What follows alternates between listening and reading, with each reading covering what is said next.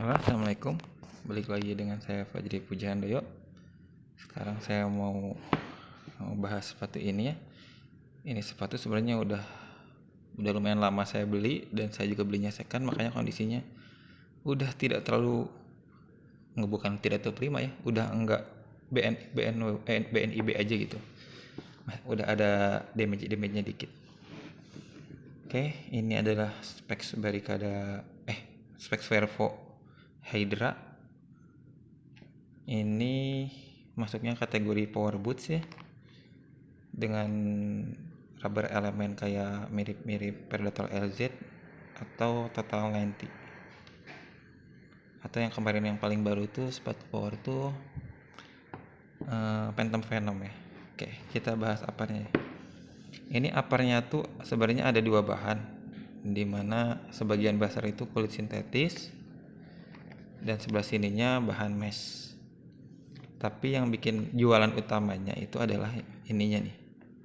Nah, ini namanya laser strike katanya. Laser strike itu berupa rubber elemen yang diharapkan bisa meningkatkan akurasi sama power tendangan gitu. Secara ilmu fisika sih emang kalau misalkan kita memukul suatu pakai benda yang lebih rigid atau enggak lebih solid kan pasti tenaga yang dikeluarin bakal lebih kuat gitu ya. Polanya seperti ini, di bagian luar tuh gini, bagian dalam itu sedikit aja sebelah sini, dan ini bagian lebih dalamnya. Ini biasanya untuk kontrol sama untuk passing ya, sebelah sini. Ini rubber elemennya tuh nggak cuman garis, tapi di sini ada tonjolan nih, di tengah bagian tengahnya tuh ada tonjolan tuh.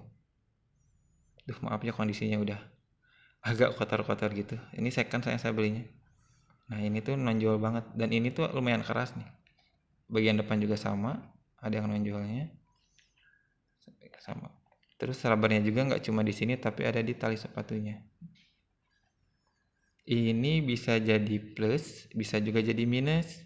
Ya plusnya adalah ini kan udah pernah saya pakai ya, dan bener enak. Entah itu sugesti, entah emang beneran.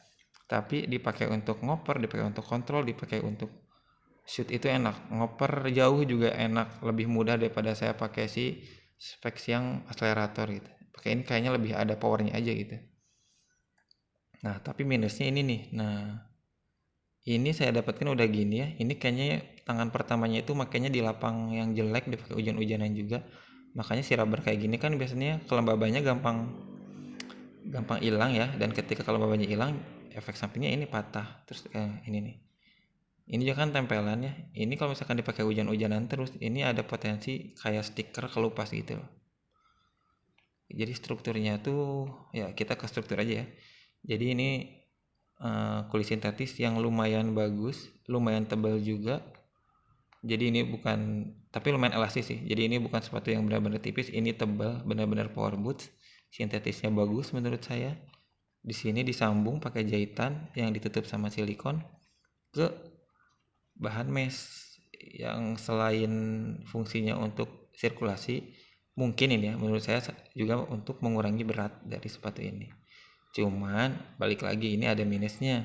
Si lapisan silikon untuk nutup jahitan ini tuh rawan seperti ini. Ini juga saya begitu beli udah begini datangnya.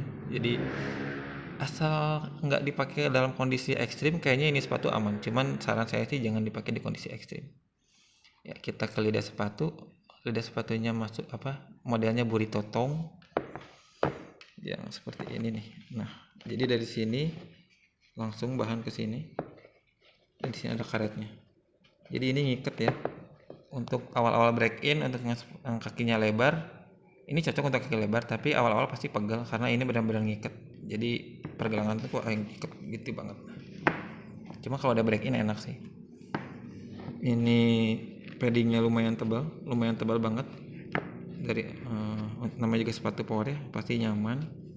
Terus ininya pakai kainnya juga lembut, enak lah. Kalau untuk insole ya masih gitu-gitu aja. Specs yang seri elite tuh biasanya insolnya sama segini, serupa aja. Lapisan dalamnya kain guys gitu. Oke, Itu aja paling. Oh ya, ini cuman saya ini opini aja ya. Saya pribadi agak aneh ketika Power Boots punya konstruksi central laces gini. Biasanya kan kalau Power Boots tuh sepatu untuk power tuh biasanya si talinya tuh agak ke samping gini ya. Jadi di area di sini tuh lebih banyak. Tapi ya segini juga udah enak sih. Ya cuman jadi sayang aja, agak rancu aja gitu ketika sepatu untuk power ininya sentral gitu. Biasanya sentral tuh kan sepatu speed. Ya kita ke outsole. Nah, ini outsole terbaru dari Specs, namanya ini kebalik. Namanya hybrid plate. Jadi ini nggak ada embel-embel vertex lagi. Tapi nggak tahu teknologinya masih disematkan atau enggak. Yang pasti hybrid plate itu adalah sole plate yang hybrid, dimana sole plate-nya campuran antara sole plate ini blade sama sole plate bulat. Bagus sih. Ini kalau udah kotor ya, apalagi kalau barunya ini bagus. Jadi di sebelah sini tuh ngeglossy, di belakangnya ini ngedoff gitu. Jadi nggak benar-benar jauh dari kesan murahan. Terus komposisinya juga begini ya. Jarak ini nih, tingginya juga termasuk yang menurut saya sih termasuk yang pendek. Jadi untuk di lapangan rumput sintetis ini enak asli. Ini ada sambungan juga dari sol atas ke ujung solnya. Cuman ini bukan sol yang rubber empuk kayak si Illusion 2 atau si 1. Ini lebih keras, lebih rigid. Yang lebih aman lah dari aus. Tapi tetap aja nih, kalau dipakai di lapang jelek sih pasti aus-aus juga.